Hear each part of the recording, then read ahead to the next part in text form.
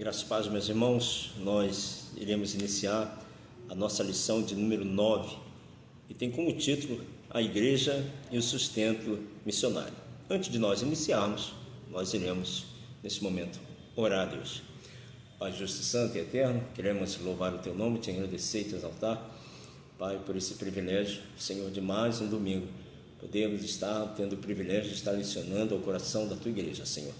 Rogamos, meu Pai, que Teu Espírito Santo possa ser com cada um dos professores, aos alunos também, que possa estar recebendo de Ti, que possa haver, Senhor, um crescimento, um aprendizado melhor da Tua Palavra e daquilo que o Senhor quer transmitir pelo Teu Espírito Santo para a Tua Igreja. Que o Senhor possa ser comigo, eu oro a Ti e já Te agradeço por essa oportunidade, no nome de Jesus Cristo. Amém. Então, irmãos, nós, na lição de número 8, nós falamos a respeito dos missionários fazedores de tenda, da responsabilidade também que tem os seus missionários quanto a sua função, seu ofício, da sua profissão, e você pode muito bem conciliar a sua profissão com a missão, o local que você está. Então, de toda maneira, de todas as maneiras, nós podemos fazer missões sem ter que abdicar muitas das vezes do seu trabalho. Pelo contrário, o seu trabalho vai ser esse instrumento para que você possa estar fazendo missões. Nosso texto áureo se encontra em Filipenses capítulo 4, versículo 19, que diz: O meu Deus, segundo as suas riquezas, suprirá todas as vossas necessidades em glória por Cristo Jesus.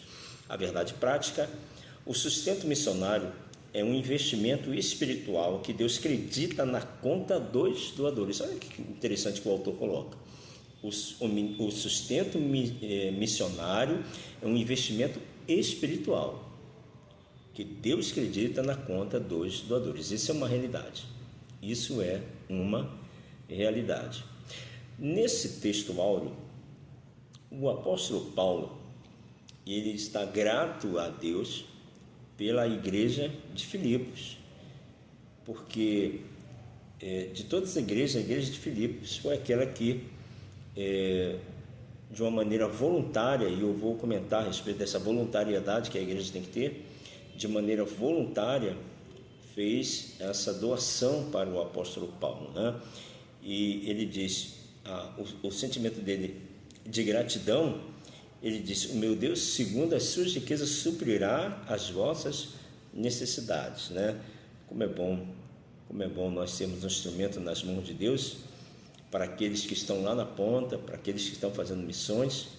E como é bom, por um outro lado, você encontrar alguém que tem um coração grato quando recebe, né, aquela doação, aquele valor, e ele louvar a Deus pela sua vida e orar pela sua vida, né? O apóstolo Paulo também era um camarada que tinha essa sensibilidade. Eu quando falo do apóstolo Paulo, depois da pessoa de Cristo, é a pessoa que é o nosso maior referencial, ok? Então, na introdução, antes de ir para o nosso primeiro tópico, na nossa introdução, o autor diz: o propósito dessa lição é estudar de maneira bem específica a respeito do sustento financeiro da obra missionária no cenário atual. Iniciaremos o nosso estudo a partir da porção bíblica de Filipenses 4, versículos de 10 a 20. Em seguida, destacaremos alguns princípios básicos à luz de Filipenses. Finalmente, faremos uma comparação entre o entendimento da igreja de Corinto e o da igreja de Filipos, a respeito da consciência do sustento missionário, enfatizando a importância de reconhecer o sustento financeiro da obra missionária como um dever do membro da igreja local, que tenhamos o perfeito entendimento de que investir financeiramente na obra missionária é ajuntar tesouro na eternidade. Que maravilha! Só na introdução, irmãos, já ocupa talvez toda a nossa lição do nosso domingo, porque essa introdução ela já fala bastante coisa. Ok? Então vamos lá para o nosso primeiro tópico. Eu separei, enquanto a nossa lição de número 8, na lição de número 7, nós falamos sobre a responsabilidade da igreja quanto ao envio missionário, que é responsabilidade sim da igreja. Na lição de número 8, na lição de número 9, essa que nós estamos estudando, nós vamos nós destacamos que a igreja e o sustento missionário, né? Então, mais uma vez, vai enfatizar, sim, que é dever e responsabilidade tanto da igreja quanto dos seus membros, né? E nessa lição 9, vamos ater um pouquinho mais na responsabilidade dos membros da igreja. O que é a responsabilidade da igreja? Nós tomamos consciência disso. Agora nós vamos também tomar consciência de que não só da igreja, mas também dos membros dessa igreja.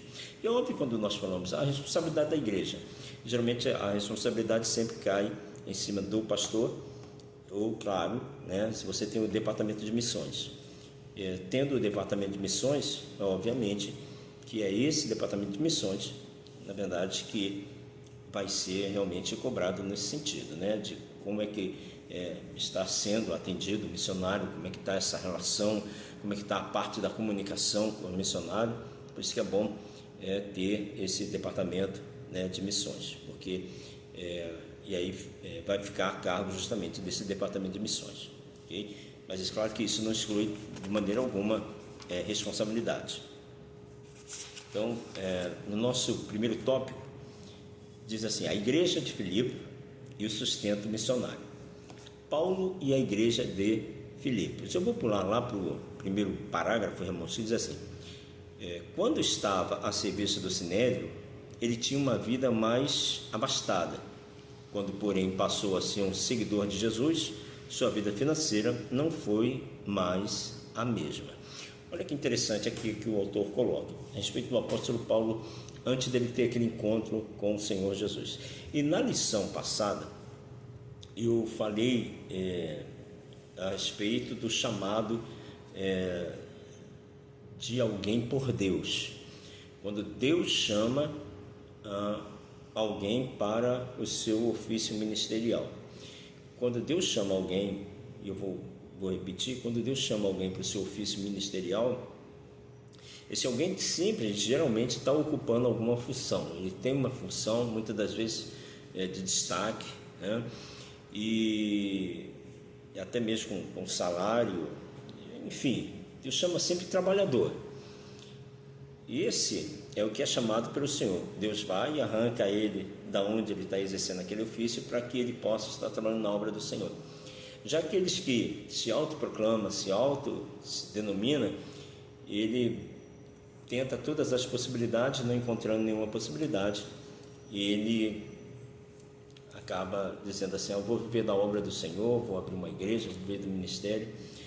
Geralmente é por essa linha, sempre assim que as coisas acontecem, não? Então o apóstolo Paulo, esse é o maior exemplo de que tinha, né, ele era fariseu, então tinha uma posição no Sinédrio, tinha com certeza, né, o seu salário. E aí quando Deus chama ele, a realidade de vida dele mudou, né? E ele passou realmente por privações. Na carta de Filipenses, que nós acabamos de ler no capítulo 4, ele aprendeu, né, a viver, e isso é muito bom, porque muito geralmente as pessoas querem fazer uso somente de Filipenses capítulo 4, 13, né? Diz: posso todas as coisas naquele que me fortalece. Mas nós temos os versículos anteriores, e isso é que vai dar, esses versículos anteriores é que vai dar sustentação para que ele possa dizer: pode todas as coisas naqueles que me fortalecem, né? Então muitas pessoas usam versículos isolados, né? E esses versículos isolados nós temos que observar que sempre tem os versículos que antecedem, que vai dar uma resposta justamente para aquela afirmação que o apóstolo Paulo faz, e isso é importante. Então vale ressaltar aqui mais uma vez que ele tinha sua função, tinha seu salário, e agora ele já não vivia mais a mesma realidade que ele vivia no passado, mas uma coisa ele tinha, que era aquele que sustenta todas as coisas, né?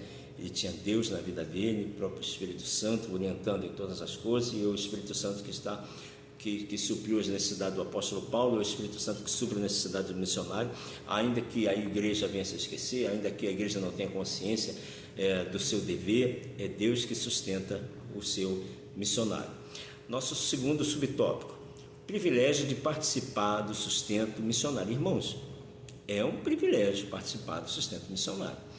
Quando a pessoa, igual o nosso evangelista Pedro, na lição de número 6, ele diz: olha, mesmo que você não faça missões, missões transculturais, na lição 3, no tópico 3 vai falar a respeito disso. Mesmo que você não tenha chamado para fazer missões transculturais, mas de uma maneira ou de outra você pode contribuir para a missão da igreja, né? Então vamos lá. Diz assim no nosso segundo subtópico: à luz do exemplo da igreja de Filipos, os membros e os obreiros da igreja local têm o privilégio de serem participantes do sustento financeiro e do apoio aos missionários e às suas famílias por meio da secretaria ou departamento de missões da igreja. Então, se na sua igreja tem o departamento de missões, e eu rogo a Deus que na aula você se sinta motivado para isso. Se você nunca participou efetivamente de missões e de estar contribuindo para missões, eu faço um convite para você, no nome de Jesus, abre o teu coração para que você possa estar procurando o departamento de missões, né, o responsável ali, e você vai dizer: Senhor, eu quero ser um colaborador, eu quero ser um contribuinte para missões. E aí você vai receber um carnezinho, geralmente ali tem umas mensalidades, então geralmente esses carnezinhos tem 12 parcelas, e aí você vai colocar o valor, né, que propôs no seu coração, e você vai ver o quanto a tua vida vai ser abençoada, você vai ver o quanto é um privilégio você saber que você está sustentando alguém que deixou a sua pátria, deixou o seu local, o seu conforto, para ir para outro país, para outra nação, para outra cultura, para ali estar realizando a obra do Senhor. É um privilégio muito grande, e Deus ele se agrada com isso, e que Deus possa estar de fato abrindo o teu coração justamente para que você possa, se você nunca fez, para que você possa fazer. Então é um privilégio para nós, né, fazer missões. Pastor, na minha igreja não tem departamento de missões, ou pastor, na minha igreja nós não temos missões. Se na sua igreja não tem missões, o Ministério ADEJA, ele trabalha com missões. Então você pode entrar em contato, né, com a sede, né, com alguém ali envolvido, para que você possa ser um contribuinte, né? Já que na sua igreja local não tem, mas você pode procurar sim a igreja mãe, a igreja sede, né? E ali você ser um patrocinador dessa obra missionária, ok? Dito isso, nós vamos para o nosso... Quero pular porque esse vídeo não fica longo, nós já estamos com quase 14 minutos. Tópico 2: princípios básicos acerca dos sustentos missionários pela igreja. Princípios básicos, tá bom, meus irmãos? O custo do sustento financeiro. Antes de se lançar em qualquer projeto missionário, a igreja local deve fazer os cálculos de custo, conforme mencionado por Jesus no Evangelho de Lucas, capítulo 14, versículo 28, né? Então é importante, antes de qualquer obra, nós temos que ver os custos dessa obra, para que nós não venhamos parar pela metade. E esse exemplo, de fato, às vezes o pastor fica tão empolgado de estar enviando pela primeira vez um missionário, mas ele não parou para fazer o custo de quanto esse missionário vai custar para a igreja, né? Então é importante, porque uma vez que ele foi enviado, na lição 8 nós vimos, na lição 7, a responsabilidade da igreja quanto aos seus missionários. E agora nós estamos falando a responsabilidade financeira, né, dos nossos missionários. Então, responsabilidade nossa.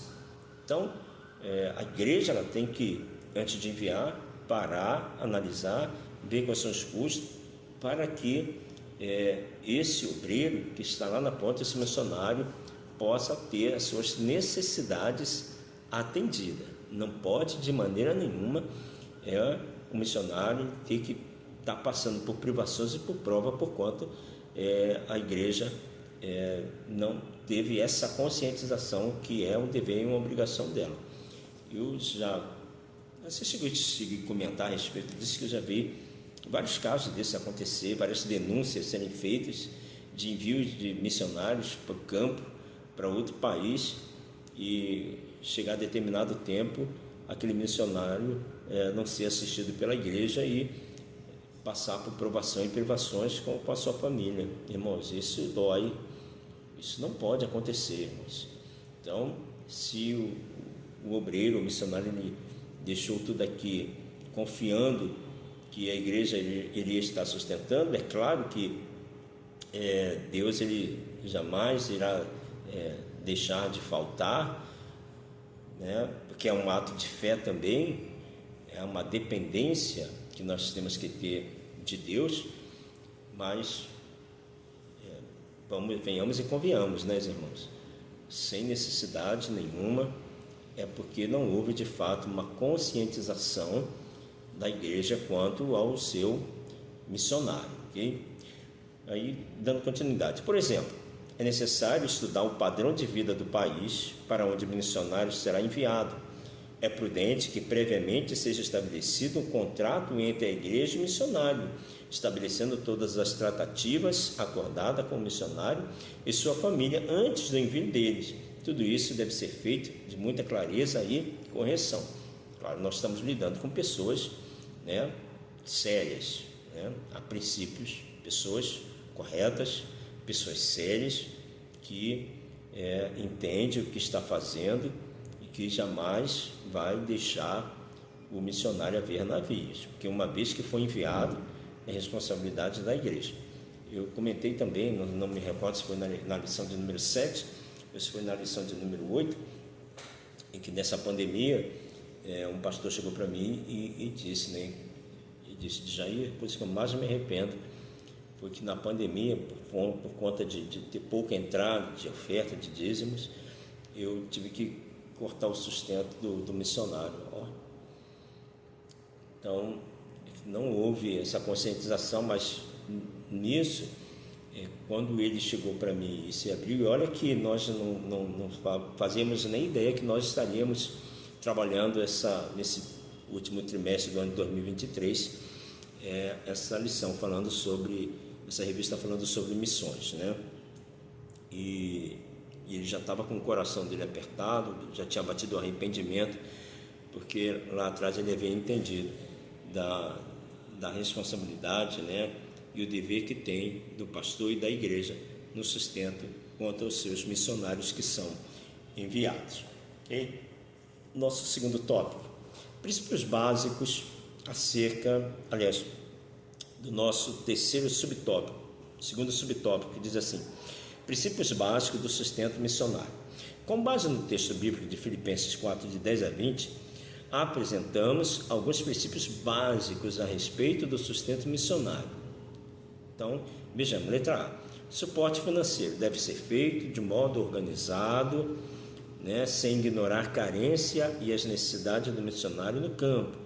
O sustento deve ser coletado na igreja e entregue regularmente aos missionários de modo eficiente e responsável. Daí a importância de nós termos na nossa igreja, né, temos o nosso departamento de missões, e você tem uma pessoa séria no departamento de missões, porque tendo esse departamento de missões, esse sustento vai chegar ao missionário, vai haver relatório, o missionário, em contrapartida, vai enviar também tudo aquilo que está sendo feito, né, a obra que está sendo realizada.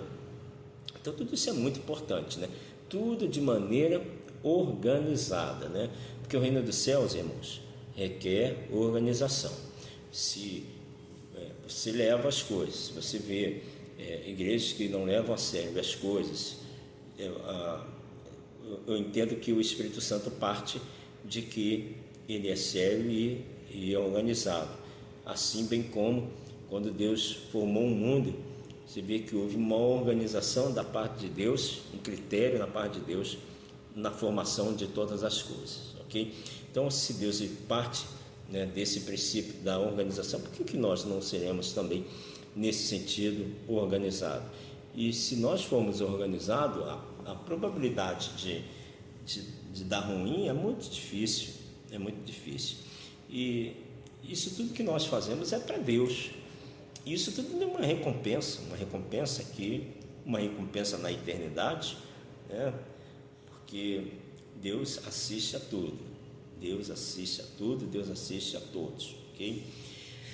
No terceiro subtópico, diz assim, um apoio fiel, nós estamos no segundo tópico, e nosso terceiro subtópico diz, um apoio fiel e permanente, apoio fiel e apoio permanente.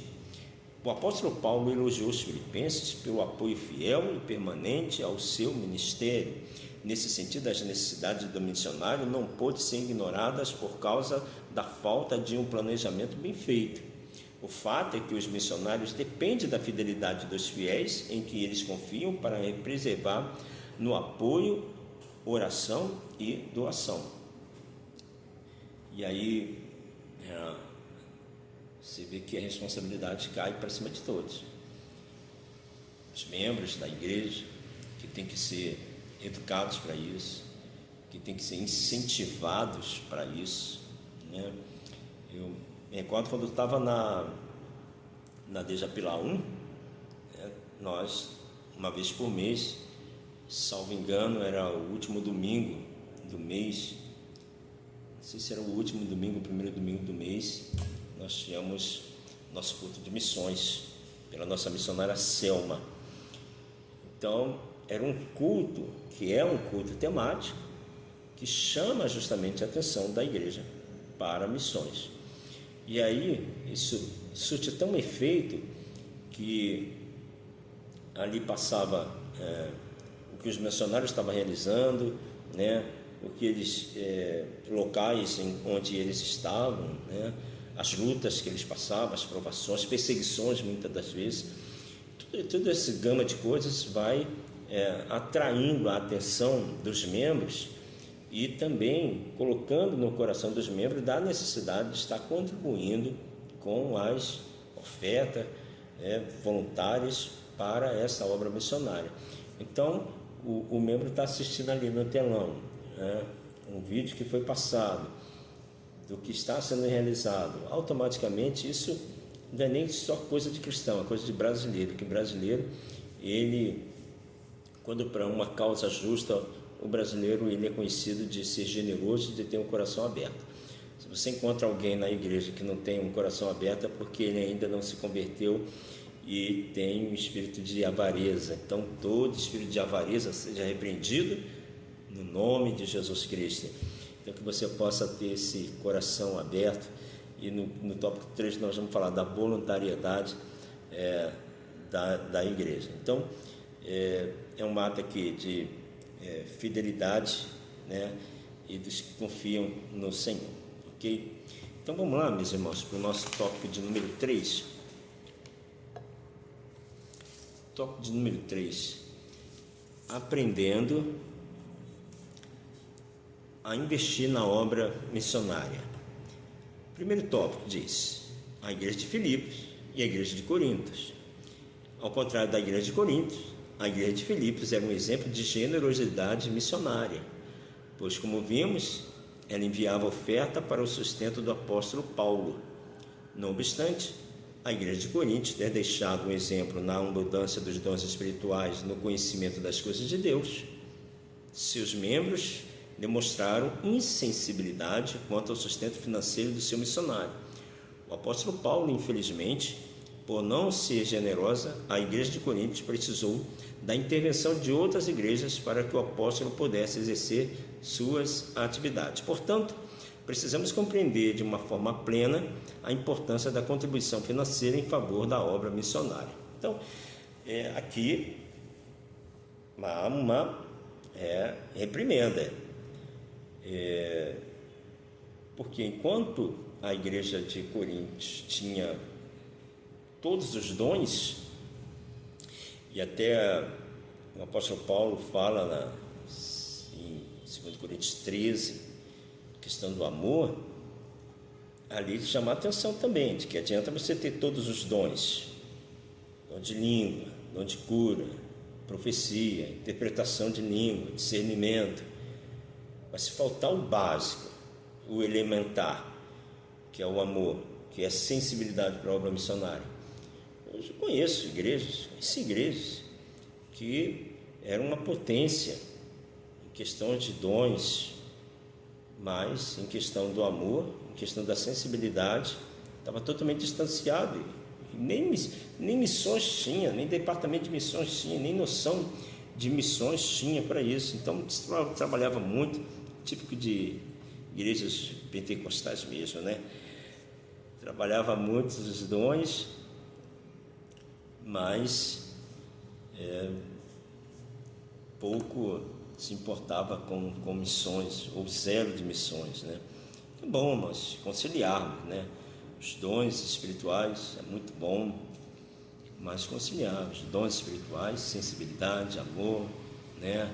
Enviar um obreiro, sustentar um obreiro, não só a nível transculturais, mas se você pega um obreiro, sai daqui, por exemplo, cidade de Duque de Caxias, e até Petrópolis, como eu já fui 5 anos, fiquei em Petrópolis dirigindo uma congregação, eu tinha que ter todo o apoio, mas eu estava na lição de número 7, eu era um fazedor de tenda, as minhas mãos me sustentaram, né? Tinha um apoio da igreja no sentido disso aí, vamos lá, você é uma bênção e tal, mas foi Deus que me sustentou, Deus me deu graça, e foi tudo, assim, graças a Deus. Aqueles 5 anos que passamos lá foi uma bênção, porque Deus não deixou faltar, irmãos, absolutamente nada, ok? No terceiro subtópico, pessoas financiando a obra divina. Em Lucas 8, de 1 a 3, um grupo de mulheres acompanhava Nosso Senhor e o serviam com seus bens, ou seja, sustentava financeiramente o ministério de Jesus e seus discípulos. Assim, a responsabilidade do financiamento para a expansão da mensagem do reino de Deus é algo que podemos rastrear antes mesmo da origem histórica da igreja. Isso nos revela que, apesar da impossibilidade de a maioria dos cristãos fazer missões transculturais diretamente no campo, ele pode sustentar o ministério de um missionário e, a partir dessa resolução, garantir a execução da obra de missões transculturais. Portanto, atentamos para as palavras de Hudson Taylor, missionário inglês na China. A obra de Deus feita segundo a vontade de Deus jamais terá falta de recursos de Deus, né? Então, voltamos, né, ao que nós havíamos falado. Se não tem como fazer missões transculturais, você acha que não tem chamado para isso, né? Amém por isso. Mas você não pode se eximir da responsabilidade de você ser um sustentador dessa obra também. Se você fisicamente não pode estar, mas você pode contribuir, exercer também financiando, porque quando você financia, é a mesma coisa de você estar fazendo a obra missionária, né? Por que nós temos que pensar que só o missionário tem que ir e nós ficarmos aqui de braços cruzados? Não podemos fazer isso, né? Então, eu rogo a Deus que essas lições tenham sido de instrumento motivador para você, né? Para mim, para que nós possamos engajar nessa obra missionária. Não há tempo de nós ficarmos parados. Não há tempo de nós, como estou nesse momento, com os braços cruzados. Não há tempo para isso. Tempo de nós regaçarmos as mangas e saber que tem um missionário na ponta. Então procura um missionário, né, na tua igreja, numa das congregações ou na sede, né, para que você possa ser um mantenedor, sustentador, um contribuidor para essa obra. Porque tudo, irmãos, tem que ser de maneira voluntária. porque não pode ser por imposição, até porque Deus não se agrada quando algo se faz de maneira impositória, não, mas tem que ser de maneira voluntária, ok? Vamos para a nossa conclusão? Nossos dízimos e ofertas são uma maneira de reconhecermos a soberania de Deus em nossa vida, e é a vontade divina a salvação dos perdidos na terra. Para que essa meta seja alcançada, Deus conta com cada um dos seus filhos, com todos os seus dons e talentos. Deus conta com você para entrar no seleto grupo de mantenedores da obra missionária. O nosso Senhor Deus conta conosco para fazermos chegar Bíblias, literaturas, missionários aos povos que ainda não foram alcançados com a mensagem da vida eterna. Interessante, né?